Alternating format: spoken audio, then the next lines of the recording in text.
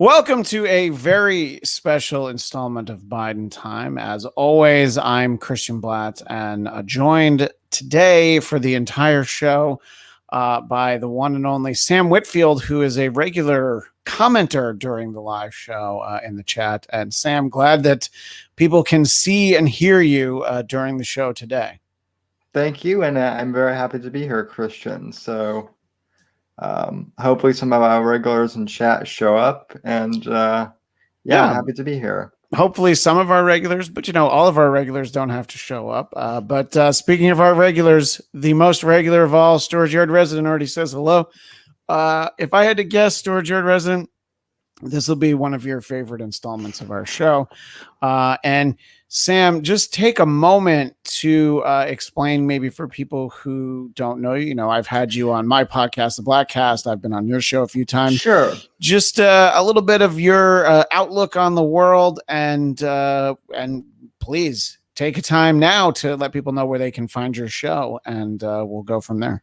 Sure. So for those of you who might not know me, I'm Sam Whitfield. I'm the host of the Whitfield Report podcast, which is kind of a mishmash of conservative libertarian politics mixed with pop culture stuff. So for those who know Christian and the old show that he did with Dennis Miller is very much an influence kind of in how I host, and same thing with Adam Carolla. So in terms of like social politics, I'm not super far to the right, but I kind of, lean more, I guess, in the rightist sphere now, which is how, a lot of people who aren't far left kind of get put into that box now.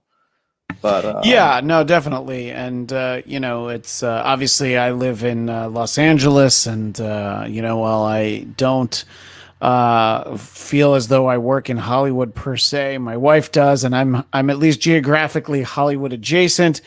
And a lot of times people will talk about conservatism, or they'll talk about my old boss Dennis Miller, and I would always stress that he is actually very liberal on social issues, and he always has been. And that was part of the problem for the radio show, in all honesty, getting a stranglehold out there, was that, Rush Limbaugh's fans were always ditto heads. They believed everything that he did, and they were all in line with each other. With Dennis, it's a little bit of a mix. He was very honest about how he felt about things, and he was conservative fiscally, and when it came to the military and the war on terror and all those sort of things from when the radio show started. And, it's the social issues were what would be hard for me. I'd have a lot of trouble producing a show where somebody would talk about why gay marriage is wrong. And he's, anybody who feels that way, certainly entitled to that opinion, but it would wear me down. Whereas if I have a differing view on the tax code, that's not going to bother me so much. In fact, I don't even know that I have a view on the tax code. If I had more money, I probably would. The view I have on the tax code is that simply like no one can understand it, and we need to we need to rework it so that people can actually understand what the hell it actually is. So we've also got Dennis Miller option favorite and sometime caller to the radio show, Corby Pyatt, as we found out earlier in the week when last week when my mom was on the Blackcast. He not only says hi from Detroit, but that I'm Hollywood all the way. Thank you, Corby. I was fishing for that compliment. Now, Sam, when I have talked to you over the last year or so, whether it's trading messages, having you commenting on our shows, or when we did a show together, I believe I did an episode of your show after the election. It's always tricky to navigate, I think. And so give us just sort of a quick overview of, your thoughts on Trump as a candidate in 2016, when there were, I don't know, 15 people running for the Republican nomination, and maybe two of them were good candidates, and just sort of his tenure as president, and then we'll touch on 2020 in a minute. Yeah, so the thing with Trump is I kind of went through kind of an evolution with Trump because I first knew Trump because I grew up with The Apprentice. That was a big show on when I was growing up, and so to me, Trump was always this big celebrity guy. He was always doing stuff with The Apprentice. He was always pictured with Hugh Hefner. Like everyone knew that he, had like affairs with various playmates. So he was kind of like a large in life icon. When he entered the political fray in 2012, I was kind of like, well, he says a lot of things that I think, resonate with kind of conservatives and libertarians. Like he, he wants to he was against the Iraq war and whatnot early on. I know that, but I was like, but is he really serious? And I think that was the question that people, asked about him for a long time. And so when he came down the escalator in 2016, I was kind of like, oh, well, he's not serious. This is probably another publicity stunt for The Apprentice or something. And I mean, over time, I would get messages from people being like, I'm a diehard Trump supporter, and they would want to talk to me. And I was still kind of a skeptic at that point, but I would talk to them and be like, well, what is it about Trump that you like? And a lot of them would say things like, well, he's politically, he doesn't mince words, and he's not afraid to say what's on his mind, and he's actually, ran several businesses. And my counterpoint to that would be, well, yeah, but several of them have went bankrupt, and their whole thing is, yeah, but when you run a business, especially on that scale, they all, a lot of them go bankrupt. What was interesting to me and what kind of pushed me into Trump's camp is, I don't want to name drop anyone specifically, but let's just say the people who kind of ended up being in the Never Trump camp, kind of the Bill Kristol type people, were like, oh, just don't talk to Trump supporters. They're idiots. They're stupid. And just don't pay any attention to them. And the pushback I got from some of the people in that whole sphere was like, well, why shouldn't we talk to them?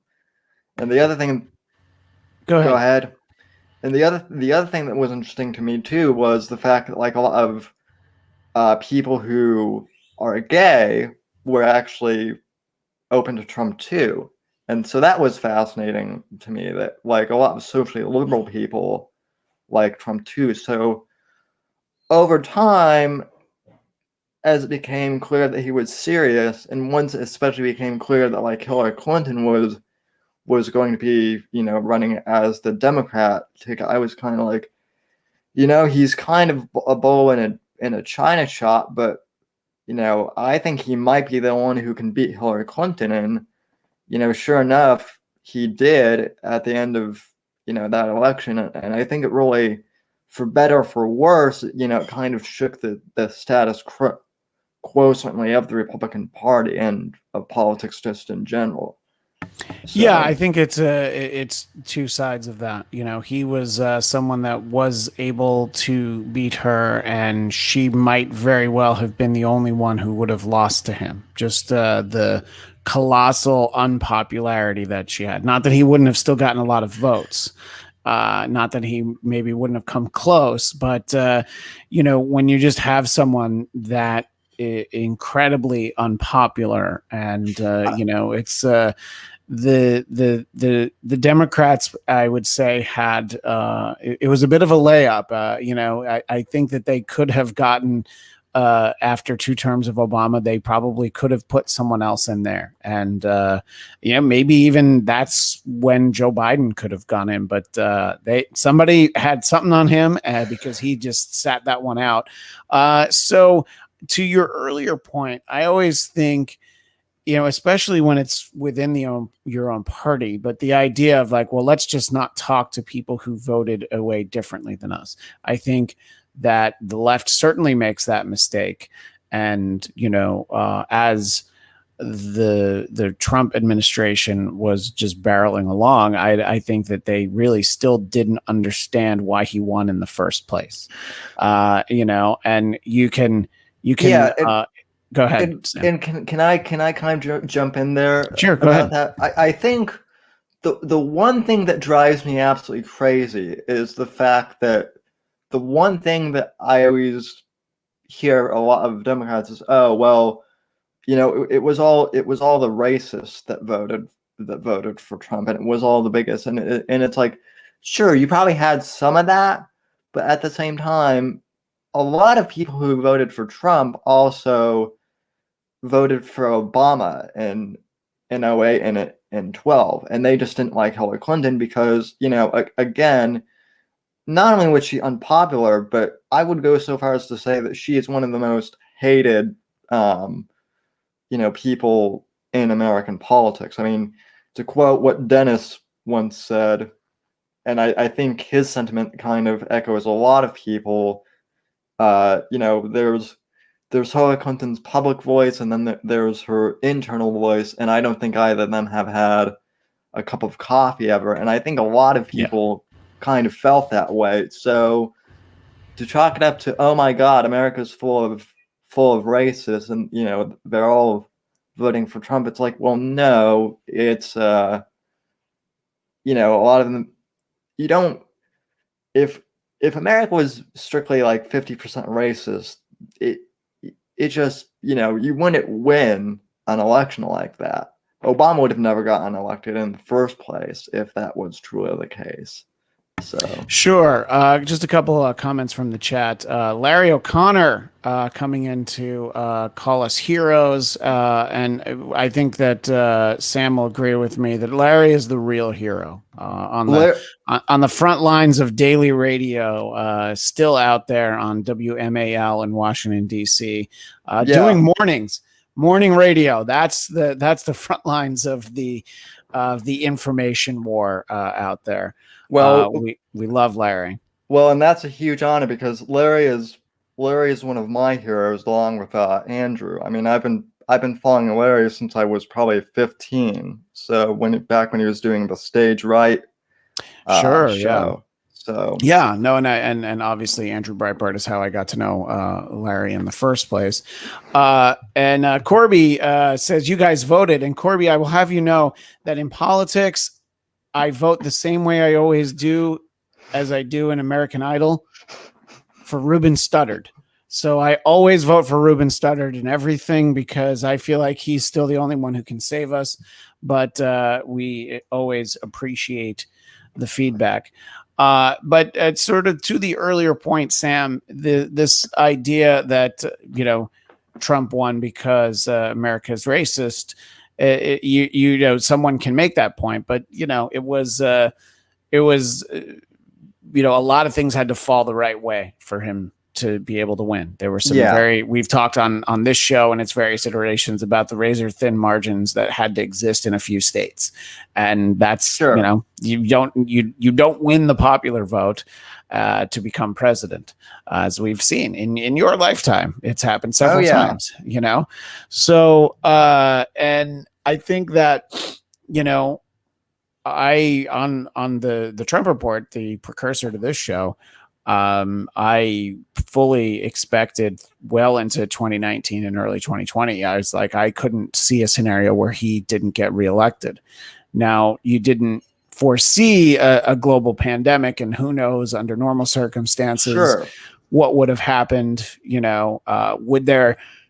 Would you have had the same sort of backlash against police that we had last summer and all that? It's very hard to say what would have happened, but I did not foresee that coming. And I was saying right up until March, I mean, they were having those Democratic debates with all those candidates. And I'm like, well, none of these people are ever going to be president. And I was mostly right because most of them will never be president. I I What think did you think as 2020 unfolded? Because I talked to you enough to know that there were things you liked about Trump. You're not an all-in guy, and I think for honestly, for some people who continue to be supporters of President Trump. You kind of were supposed to be all in on everything, but even Dennis Miller was Sure. like, "Yeah, Well, I don't love everything about him." Dennis would say that there were things that he thought he would say were stupid, but they're politicians. They always say stupid things, So yeah. you can't, you're gonna have to throw some of it away sometimes. Yeah. Well, so and I actually said this on my show, um, last night because I did a podcast last night, kind of on, is Trump going to run again in 2024, which we can get to later maybe. But Yeah, we definitely will. I'm just sort of laying the foundation here before but we jump to that. Yeah. sure. But what I said last night, and I'll say it here again, is prior to prior to the pandemic, we had um, we had one of the greatest economies, in our history, at least in my lifetime, and that includes us coming from the worst economy in my lifetime with the '08 crash as well. The one thing that a lot of people were worried at was that Trump was going to start, another big war in the Middle East with, like Bush did, and if anything, he actually prevented another war, some would say. So at the beginning of 2020, um, things were kind of looking up for about the first, 90 days. And then once that pandemic hit, everything changed. And to be fair, the one thing I've always said with the pandemic is I think if like a Democrat had been in office, um, and that thing had happened, I don't think they would have gotten reelected either. I think that was just like a freak of nature, in the political world. It really just shook Yeah, I things mean, I up. think that that circumstance comes about. I think people are going to be miserable no matter what, and change would seem very appealing. I think that if people had been happy, for the most part, and look, about half of Americans actually vote. So you need like a quarter of the population, just slightly more than a quarter of the population to be happy, and President Trump would get reelected. But there wasn't really, any way to I think handle that, and I think that no one really was prepared. You can make legitimate arguments about changes that were made in some of the organizations that were supposed to help prepare us for a global pandemic. Things that didn't seem to be a priority to the Trump administration, but you also don't know would how much of a focus that would have been for Hillary Clinton. So it's all hypothetical, but I think that no matter what, it still would have caught any president unprepared. And Even if you start closing things down a couple weeks earlier, even if you send out task forces earlier, it wouldn't really help, because you still to this day don't know when it really started in China. You don't really know where and why and when people brought it other places, So I think that no matter what America did, it still would have happened. And I do agree with you that if Hillary Clinton were president when it happened, maybe there you have some changes in what numbers were at the time in terms of cases and spread and all that, but no one, I think, was actually equipped to handle it. I mean, just look around the whole world. No one handled it well.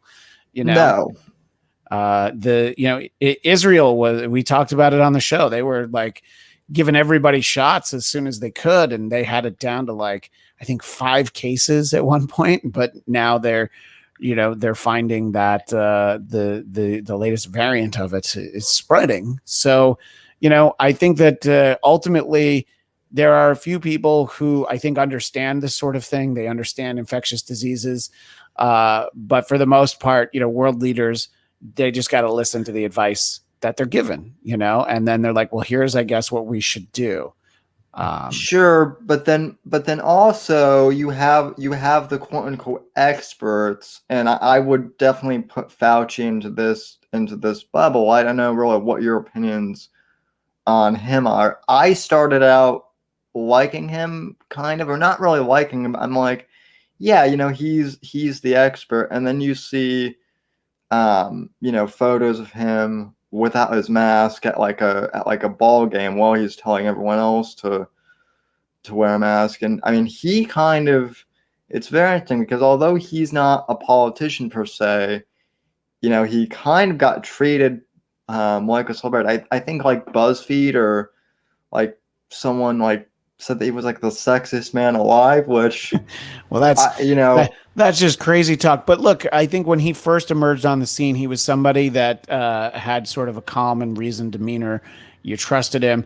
I do think that, and I said this on the show. I think he was unfairly maligned recently when emails that he wrote, like in last February and January, were the ones that got circulated. And it's like, well, that's at the point where nobody really knew what to say. Things that he said and did last summer, I think that is absolutely more fair game because, you know, he was saying not just him, but, all these organizations were saying last, in the spring, they were saying like, well, don't go out and buy the masks. The healthcare professionals need them. But then it was like, well, if you want to, make your own cloth masks, you can go ahead and do that. And yeah, I think that it's even somebody like that, I think just information changed so much, and I think that's another thing. Whoever had that job, that whoever was the Fauci, I think people would feel the way they do about that person right now, no matter who had yeah, that job. I think it's less about the person in the job. Sure, somebody would handle it differently. But I think that people were just going to feel a certain way at that time. And, I think as it went along throughout the year, it became really apparent that that's just what the issue was. And I think, President Trump, I think, handled it well early on in terms of, closing down travel from China at a time where Democrats were saying that it was racist. It was just like, yep, we're pretty sure that this started in China. So let's just go ahead and nip that in the bud right now. We can always open it back up. And, in terms of restrictions that were put in place, this time last year, things were a lot different here in the state of California. And in general, I think we felt for the most part that it was for the best because, we still didn't know that much. We were a long way away from the vaccine. We were just being told really that we were looking out for, it was like, well, for our neighbors, it's like, maybe yeah, you're not sick, maybe you're not going to get it, but you can have it. And, and look, I have two small children in my house. I definitely have carried many illnesses in their lifetime to other people that I didn't really necessarily have because I'm immune to their colds and things at this point. And I think that it was going to be very tough for President Trump. And, on this show, I try to give him credit all the time, but my co-hosts won't usually let me for yeah. how No, quickly we got vaccines, and they weren't quite quick enough for him. And honestly, I think if you had vaccines in early October, I don't know that the election would have gone differently. It's more like if you'd had them in July, if you'd been able to somehow miraculously have them in like 3 months, but even as quickly as we got them. And I think it's, he doesn't get enough credit for being the kind of guy that would put something called Operation Warp Speed into effect. As in, like, no, you really need to spend all your time on this. And, yeah. don't take weekends off. Well, I This mean, isn't really that sort of a thing. and I think, and so the other thing with the whole vaccine thing too, right, is it generated like a lot of controversy kind of in itself, kind of in the whole conspiracy theory community, because right, if Trump had come out with the vaccine like 3 months later, you would have had the, oh well, the government, released this, and it's an inside job, kind of the whole Alex Jones type spiel, and then if you didn't have the vaccine out soon enough, well, he's using the virus to manipulate the election. So it was just kind of Sure. like No, no, yeah. I mean, there would have been all of that, and I think that for the most part, I think that I can understand people being skeptical of even now the people. I think in general, people who are anti-vax and don't want to get their children vaccinated. I'm talking about not this. I'm talking about other vaccines prior to right, 2019. I feel like that's a very dangerous worldview, and you should not be allowed to bring your kids to public school if they're not, inoculated against something like the measles. It's like, look, if that's your belief, then you can go ahead and keep your kids at home, and you can teach them the way you want to. But I don't want my kids exposed to it. I don't need that. But I think for right. this one, I always understand. It's like, yeah, it's still so quick. I know plenty of people who are like, yeah, I just don't know. I mean, are we going to find out in a few years that women are going to have trouble having children, because they got it in their 20s? And it's just like, you can't say no, that's not going to happen. All you can say is we don't know, Yeah, for no, sure. no. This one is weird, and it's one that I've kind of had to really, walk like a line, kind of, as a host, because I'm not anti-vax in general, but I kind of am. I'm not even really anti-vax with this, although I kind of am, only because I've read stories, not from like Infowars or any of those conspiracy sites, but like from mainstream sites of people, like getting the vaccine and then like having like major problems. Like, even one of my college buddies actually got the vaccine, and then the week he got the vaccine, he ended up in the hospital with with the flu, Yeah. and like a and with like a nut and with like a numb arm. Like, he had to go to physical therapy because the arm where he got the shot and was like paralyzed, to a certain extent. So I mean, things Yeah, no, just no. I mean, and you can certainly hear anecdotal evidence like that. In general, it was very easy for me because I wasn't. It was a very easy decision for my wife and I yeah, to get vaccinated, and our kids are 5 and 3, so they're not eligible yet. So we're a right, lot more careful than I think other people understand. We took them to Disneyland California Adventure last week, and their policy is if you are vaccinated, you don't have to wear masks, at least not outdoors. But we want our kids are nowhere near getting vaccinated in any way, so we continue to have them wear masks, and we feel like it's easier to convince them to wear masks if we do. right, So, and even on a hot day at Disneyland, the idea that, like, you'll see politicians and talking heads trying to make the point like, oh, I can't breathe in this thing. I'm like, really? What do you think? What do you think doctors do? Maybe you have yours on too tight, because doctors wear them all the time, even before this. you know and look, there's days where it's hot and it's not comfortable, and I don't wear it outside a lot now. But if people come around, and it's more just like, oh, it's like common courtesy. It's like stepping out into the street when somebody's walking their dog on the sidewalk. I'm like, I'll just put this on. It's fine.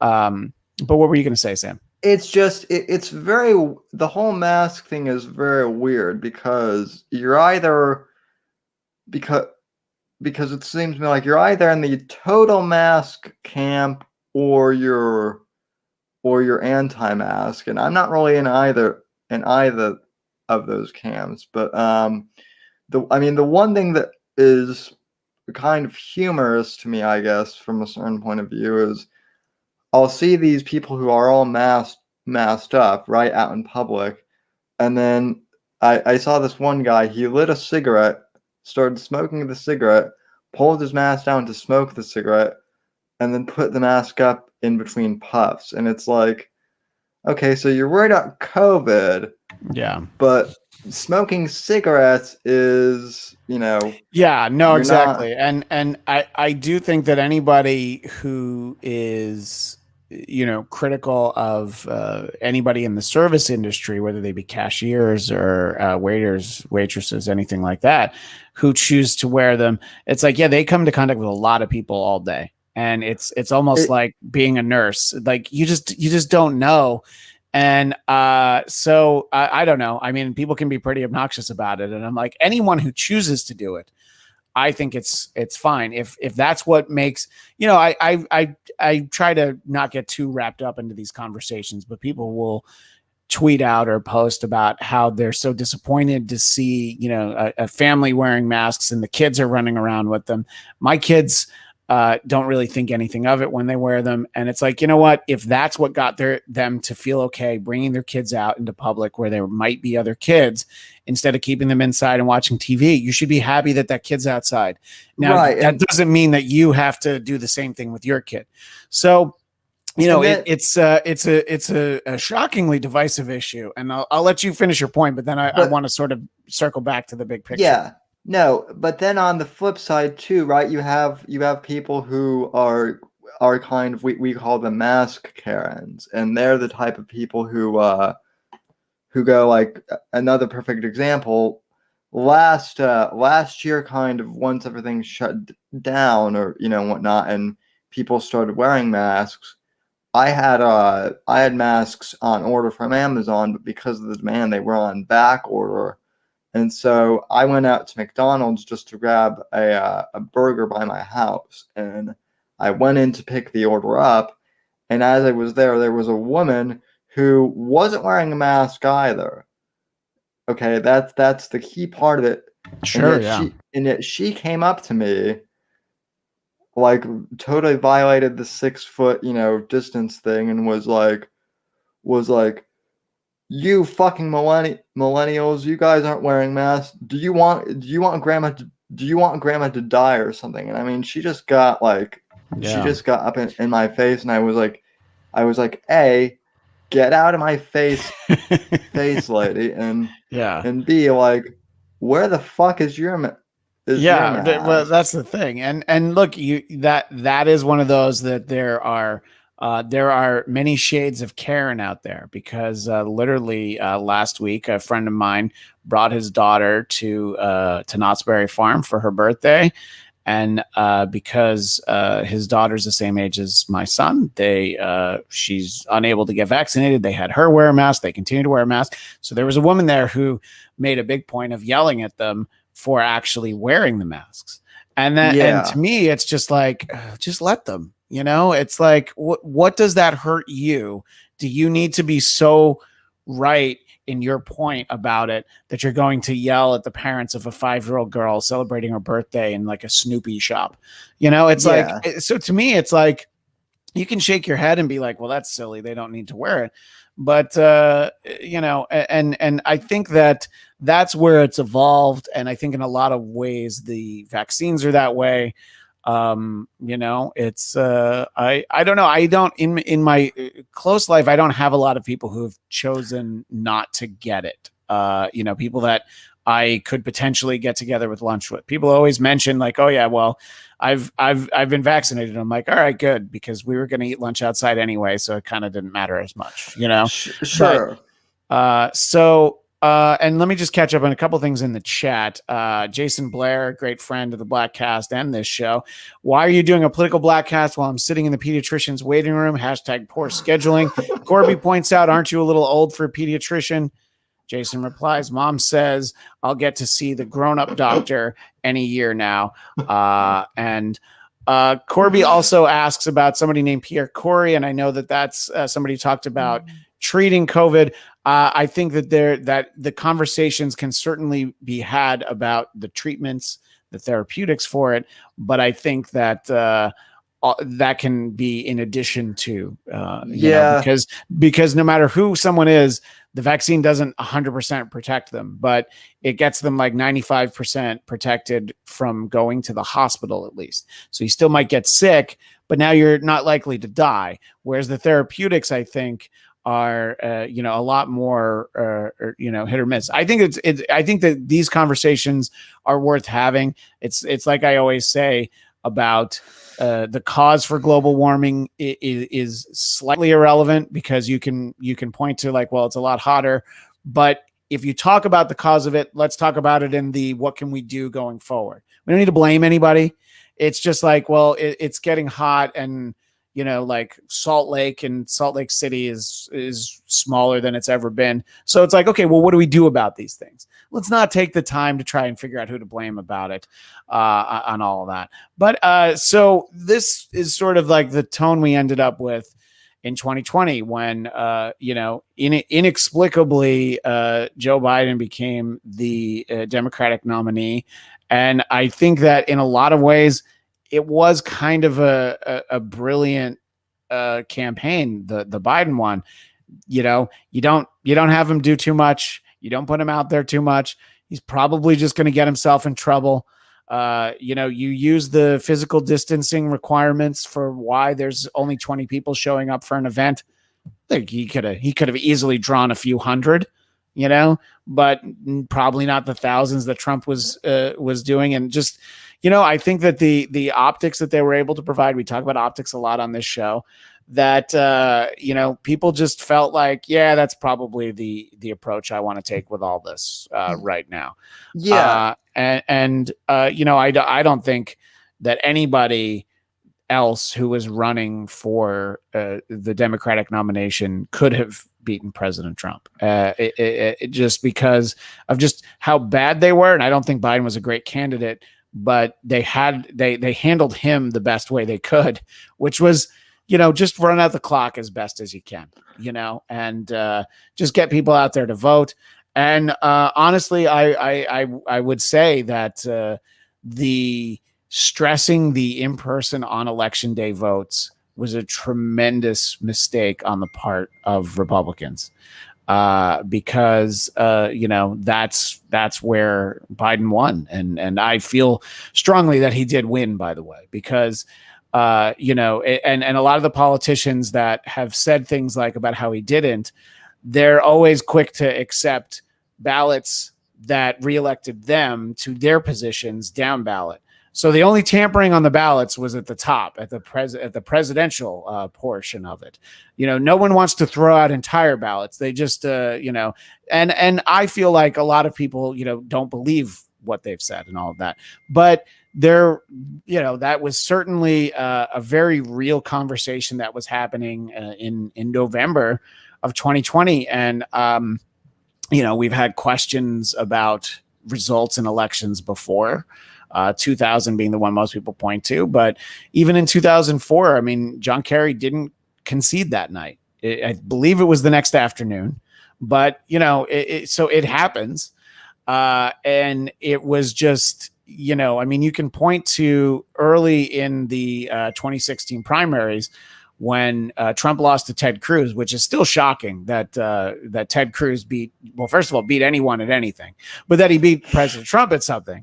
And he was just like, well, clearly we need to, clearly there were fraudulent ballots. So it's like the same thing that he put into the same machine that was in place for 2020. He was already trying to use then. So, and I know we've talked a little bit about it, but I think it's always important. I can understand people have the questions about, I'll have people in the chat for this same show that will say like, oh, do you believe that 81 million people voted for Joe Biden? I'm like, it's surprising, but I believe it because of the circumstances that the world we're in and the fact that I think people were motivated to vote that usually weren't. People voted for President Trump that probably usually don't vote. People voted against him that don't usually vote. I think both of those things were absolutely true.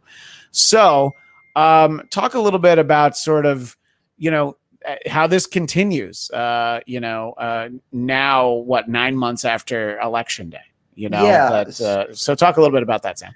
So I mean, I'm pretty. I'm I'm on the record as kind of like I kind of believe that the election was stolen. I don't think Trump won by huge margins. I think it was pretty close, but I mean, again, like it, 81 million people who voted for Biden. The only thing I can buy is that they really it was kind of like the reverse Hillary thing. My whole thing Yeah. on whether or not my whole Yeah, thing on and whether just I'll interject is that's kind of what I say a lot is, we talk about Dennis Miller a lot because that's how you and I know each other and I worked for him for so long. yeah Dennis's vote for Trump was a not Hillary vote. And I think that there were a lot of people who went on election day and voted not Trump. It actually didn't matter. It could have been you or I, although I don't know if you're old enough to be president, Sam, but it could have been you or I on the ballot. And they would have voted for us, yeah instead of Trump. I think we could have put like Pee Wee Herman on the Look, ballot. I think Pee Wee Herman would be a tremendous president. Just think about every day he'd tell us what the secret word was for that day, and how fun those press conferences would be. Pee Wee's Yeah, got my vote for sure. heard any good jokes lately? So, Yeah, that's um, true. That is funny. but yeah, I mean, look, also in regards to the whole, was it stolen or was it not stolen? My ultimate thing is it's, it's over 9 months later now. Does it really matter anymore? I mean, it's kind of the same thing with the Democrats and Russiagate. I mean, Yeah, well, because they and that's the crazy thing is this idea that even if you're able to prove it, which I don't think you can, I don't think there's anything to prove. The I'm using the air quotes here. The recount in Arizona is a perfect example of how you can't really prove anything. You're very popular there. You're getting a lot of texts, Sam. It sounds like. yeah, I just put it on Oh, I okay. just put it on mute. But So even if you do prove it, there, you've already done everything. You've sworn in a new president. You've certified all vote counts, and there is no mechanism in place to undo anything. You can't do you can't do a revote. You can do that in 2024, which we'll talk about in a minute. But you can't undo what has already happened at this point. You can be mad yeah, about it. You can feel very strongly that it's not what should have happened, but there is nothing. And I firmly believe that Donald Trump is smart enough to know that there's nothing he can do about that. yeah, He might tell people like, yeah, I think I'll probably be back in August because it helps him raise money. I always say that, to let people feel like there's hope. I think is why the guy that I will forever feel bad for is Mike Pence, who just did his job and did his job the way that he understood it. And honestly, had he done anything differently, the outcome would not have been any different. It just would have been messier. It maybe would have dragged out for a couple of days, but Joe Biden still would have been inaugurated on January 20th, and I think he knew that. It's like, no, there's nothing for me to do other than say yes. And then I think that it got lost in the fact that, there were people that were literally determined to try and hang him at the Capitol building. And it's very easy to try to paint over what happened on January 6th. But it is there's video that lives forever. There's audio that it lives there forever. People were looking for him. People with nooses. People wanted him. oh People yeah, wanted to kill the vice president of the United States because the president didn't like something that he did. So and the idea is like, oh, it was just people taking a stroll. I'm like, no, the guy who had his feet on Nancy Pelosi's desk wasn't just taking a stroll. The guy with the water buffalo hat that looks like he's in the same lodge as Fred Flintstone and Barney Rubble. It's like they weren't just taking a walk. So and I do think that the idea that Democrats keep trying to, like, let's have a commission, let's have a this, let's have a that. It's like, great, all that's happening. People are people, what is it? 6 months later, people still getting arrested for that. because they're able to like, well, here's a video of you doing this thing that you can't do, so that's Yeah, why you're arrested. So, it uh, I, it's go ahead, Sam. it's gotten that whole thing has gotten a bit crazy though, because like on the one hand you have the crazy people like the Jake the Buffalo guy, you know, or whatever the hell his name is, right? And like even Alex Jones, who you know, is kind of out there in, you know, conspiracy theory land, even he kind of disowned the QAnon people and whatnot Yeah, that caused. when a guy who one of his core theories is about lizard people, when he thinks you're too crazy. You know, and by the way, the lizard people is Yeah, more believable to me than the idea that Donald Trump will become president in August. right. I could buy into. Yeah. I'm all in on all the lizard people stuff before I am on that. You know, and I think it's not open and shut. I don't think you know, I think a lot of people got caught up in sort of a movement that they were encouraged by the president to you know, like let's go make some noise. You know, but I don't think that everybody who set foot in there is somebody who needs to go to jail for the rest of their lives. I don't I do think there are people that should, and I let other people decide, figure that out. You know, well, there's whole teams at the FBI who are supposed to like look at videos and stuff like that. You know, we have cameras everywhere. We have all this surveillance. So this is why we have it, for other people to look at it. And well you know, go ahead, Sam. well there were people who were also, I mean, it got nuts because on the one hand that like you did have people who, you know, were there and who were causing chaos, right? But then you had like college Republican groups and other like, you know, Tea Party people who were there who, you know, like they were like outside like protesting, but they never joined in with the mob who were at the Capitol, and Yeah, yet, you no, know, there were a lot of people that the idea of going into that building was the farthest from their minds. And when they heard that people were doing it, it's like, yeah, I don't want any part of that.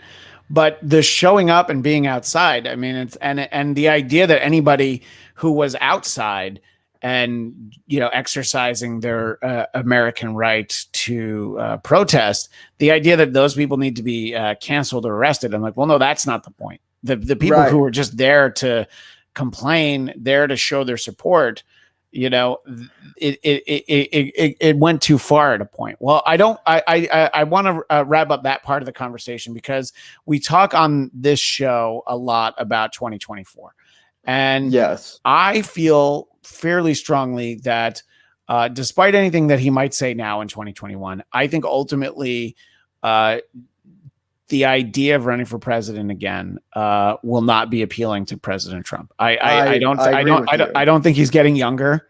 I know he's younger than Joe Biden.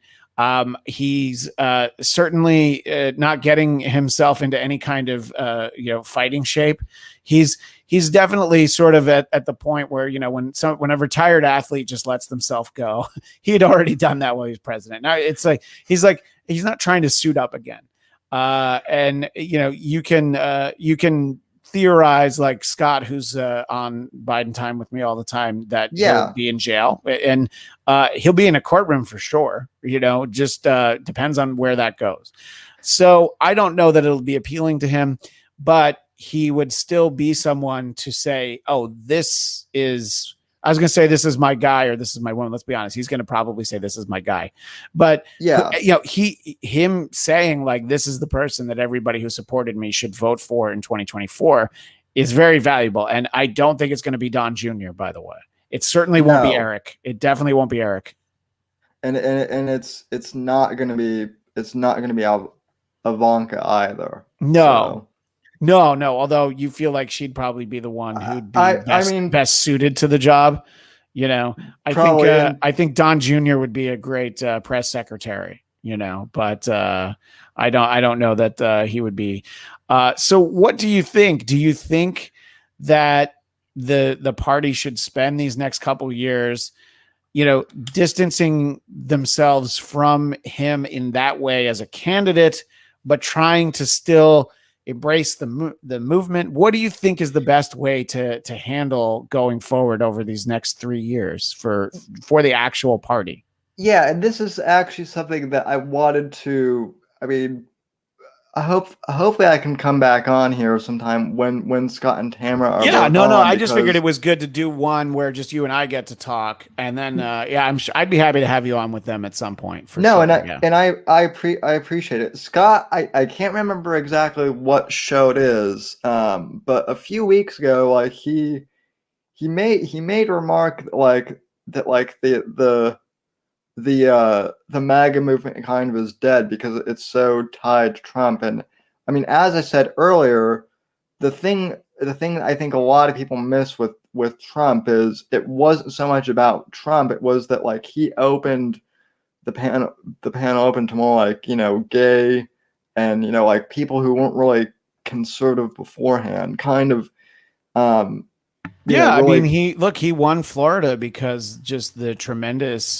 showing among Latinos, Yeah. Trump, and I mean that is not traditionally a Republican lean, and that's something I talk about all the time. Is like why the party doesn't do more to look. You have huge segments of many minority populations that are very conservative with a lowercase c in terms of their beliefs. They go to church every Sunday. That is something that you should be able to make some serious headway in. And I think that some of their efforts in places like Florida certainly showed itself. And you still live in Florida, right, Sam? That's where you are these days. Yeah, I Yeah, live in Sarasota, Florida. right. So I've been here So for yeah, roughly 8 years now. So, great. but yeah, no, I think the thing with that people need to know is that the MAGA movement, kind of how people envision it, isn't really going anywhere for this foreseeable future. Which I mean, a I think is a good thing in terms of like, yeah, opening more voter blocks up to conservative ideals. I think one thing that does need to happen is we need to find someone who has kind of the go get 'em attitude of Trump without kind of the bravado and the shooting his mouth off attitude that Trump has. Because I mean, even conservatives will say that the one thing that really annoys, the one thing that makes us all cringe is how Trump, gets in his own way, at times. And Yeah, there I don't want to say there's no one, but many people who even ultimately still voted for him did not think that he handled himself well in that first debate, where his oh approach was to no, just try and interrupt Biden. And it's just like, well, I understand it as a tactic, but it had the reverse impact. And there are some who feel like that is a huge determining factor, and people just being like, I can't vote for this guy. oh So yeah, no, it totally yeah, is. and I think just but the problem becomes who are the emerging stars. And I know that you like your governor Ron DeSantis, who I don't know how much national appeal he might have at this point, but what are your thoughts about Ron DeSantis? What do you like about him, and objectively, what do you see as shortcomings for him running for a national office? I think okay, so the one thing that I like about him, there's kind of been a lot of the national media attention that he has gotten has kind of been very skewed, because there was a story.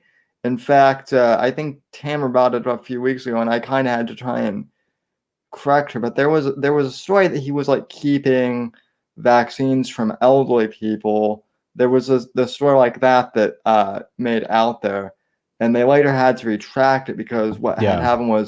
he was what had happened was he met with the CEO of Publix, and that's like the big grocery chain out here in Florida.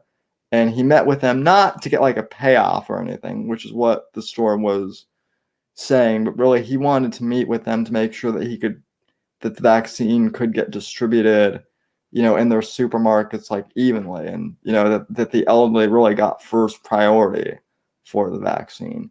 So Yeah. No, exactly. And I think that that I don't know, I guess when there start to be rumblings for the fact that you might be president, that's when these sort of things start to come up more often, you know.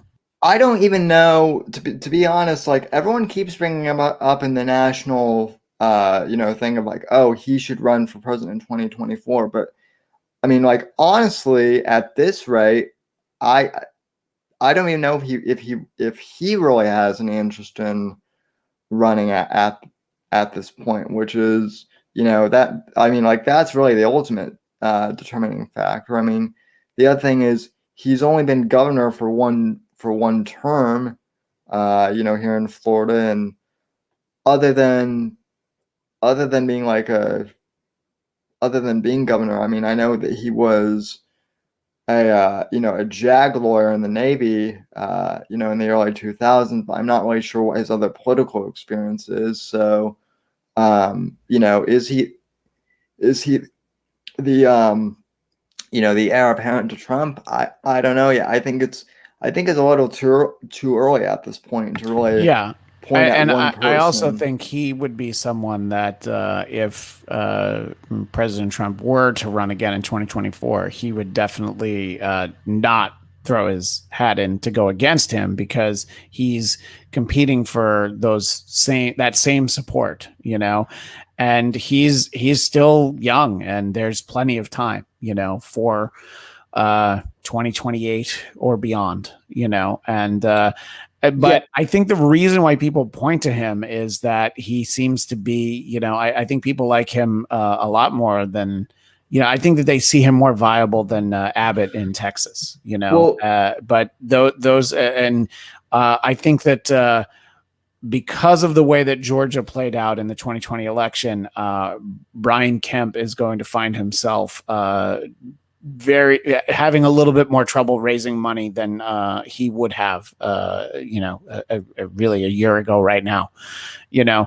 So it's just hard to find those people, and it's the same for the Democrats. I mean, why did they run a guy who's 6,000 years old? Because yeah, it was there are younger Democrats out there, people like Pete Buttigieg, but not people that were really viable candidates for president. And I mean, Andrew Yang couldn't even make it through one primary to be mayor of New York City. So and it's hard to find those, but those are people, at least people know who they are.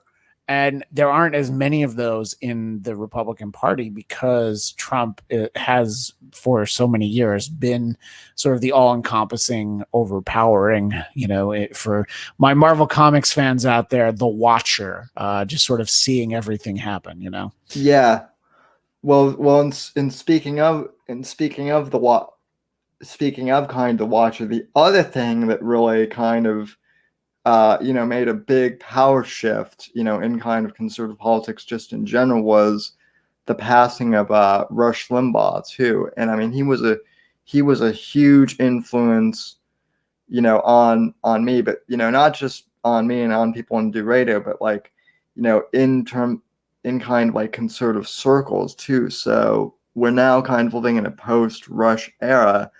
And I know you and I have always talked about, like, what would Andrew Breitbart say if he were, alive? And we're now kind of in the same boat, with Rush. It's a little easier right now because he was still pretty current on stuff. So we can kind of judge based off clips of what he might have said about recent Yeah, it's events. it's hard to know, But and when you have sort of those figures that aren't around, there's two people who I think every election that I just think from 2012 onward that I just think about what it would have been like to have the voice of that person throughout a presidential election cycle, and one of them is, of course, the great Andrew Breitbart. The other one is Tim Russert, who I think a lot of people always chalk up as having been a big lefty, but he just loved politics in so many ways. And I think he was tough on everybody, the way that some people pretend people pretend that like Chuck Todd is tough on everybody, but he's really not. The And that's what I always liked. I mean, people on the right can say what they want about Jake Tapper, but man, he was rough on Obama when he did that White House press room. I mean, the yeah. questions that he would ask were the ones that you exactly like didn't want, and I think that that's sort of the important thing. And I think Andrew would have asked the tough questions. And look, if Andrew did like Trump, he would have told everybody. But I'll tell you what he wouldn't have done is he wouldn't have pretended to like him if he didn't. I think it's too hard to say for sure one way or the other. Then I think true. it's very likely that he would have been a supporter and helped, especially once he became the nominee. But he definitely wouldn't have faked it. I feel pretty strongly about that. But Sam, we will have to have you back at some point. I know we barely scratched the surface of the going forward part, but there's just so much to look back on. But Sam, take a moment and tell everybody again where they can find your show, what it's called, how they can follow you. For people, if you're watching the video, you can kind of see at Sam W_NGC. But just tell them where they can find your show and how they can keep in touch with you. Sure. So you can find my YouTube channel. Just type in the Whitfield Report on YouTube, or just go to youtube.com/the Whitfield Report for the video version. If you'd like to subscribe to the audio podcast, you can subscribe to the Whitfield Report on Apple Podcasts, Spotify, or wherever else you decide to get your podcasts. I'm there, and sometimes I'll do exclusive audio episodes over there. So it's sometimes it's good just to check the audio feeds in general. And then as Christian said, I'm on Twitter and at SamW_NGC, and I also have a Facebook page for the Whitfield Report, but I never update it. So those are all the places you can. So just steer clear of Facebook. Well, thank you so much, Sam. And as always, you can find me on Twitter and Instagram at ChristianDMZ. And please subscribe to the Bladtcast YouTube channel, BLADTCAST, where you will get shows like Marvel Movie Talk coming up in just under 2 hours, where we will talk about Loki episode 5. And we have a couple special episodes coming up in the next week, focusing on the Black Widow movie, which I've seen already. Thank you. Yes. And I enjoyed it. I can say that much. So we'll be focusing on that a lot over the next couple weeks as well. And you can find just the titular Bladtcast. You can find that on the YouTube channel. You can also find on all the audio platforms our most recent episode. I was joined at this very table by my mom, who was in town, and I know Sam was in the chat and asked some great questions, and everybody kept it reasonably clean and respectful for my mom being there. So much appreciated. In any case, we will be back with more Biden time next Wednesday at 11 a.m. Pacific, 2 p.m. Eastern. So thanks again to everybody in the chat. Thanks again to Sam Whitfield, and we will see you next